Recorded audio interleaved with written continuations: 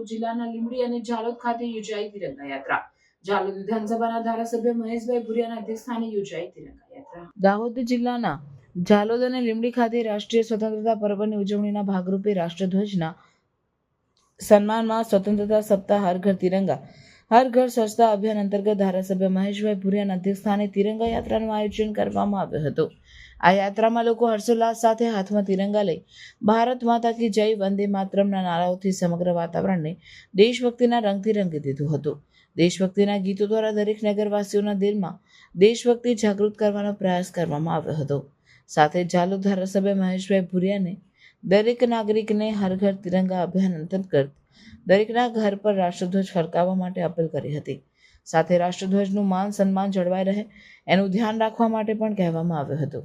આ તિરંગા યાત્રામાં ઝાલોદ પ્રાંત અધિકારી, તાલુકા અને જિલ્લા પંચાયતના સભ્યો, સ્થાનિક આગેવાનો, કાર્યકર્તાઓ, ઝાલોદ તાલુકાના વિવિધ વિભાગના કર્મચારીઓ, પોલીસ વિભાગના અધિકારીઓ, હોમગાર્ડના જવાનો, ગ્રામજનો તથા વિદ્યાર્થીઓ સહિત મોટી સંખ્યામાં નાગરિકો જોડાયા હતા।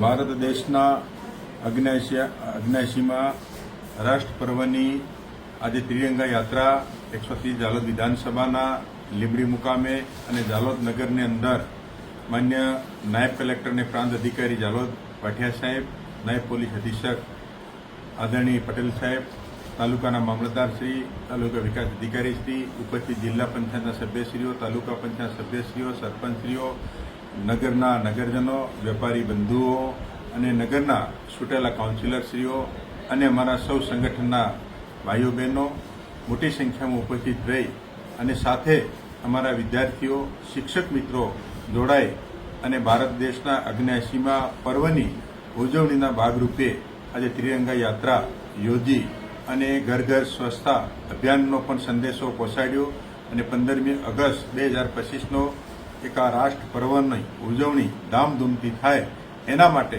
અમારા ઉપસ્થિત અધિકારીગણ, કર્મચારીગણ, પદાધિકારીગણ અને સૌ નગરના નગરજનો અને સૌ ઉપસ્થિત અમારા ચૂંટાયેલા પદાધિકારીશ્રીઓએ ઉપસ્થિત રહી અને કાર્યક્રમ શોભાયો અને આપણા દેશના યશસ્વી અને લોકપ્રિય પ્રધાનમંત્રી મોદી સાહેબ અને રાષ્ટ્રપતિ મહોદય દ્રૌપદી મુર્મુ સાહેબ અને રાજ્યના મુખ્યમંત્રી ભૂપેન્દ્રભાઈ પટેલ સાહેબના જે સંદેશો છે એ સંદેશો અમારા ગામડાના નગરજનો સુધી, ગામડાના ભાઈઓ બહેનો સુધી પહોંચાડી અને આજે તિરંગાને અમે શુભકામનાઓ પાઠવી છે અને કાર્યક્રમ સફળ બનાવેલ છે। સૌનો આભાર।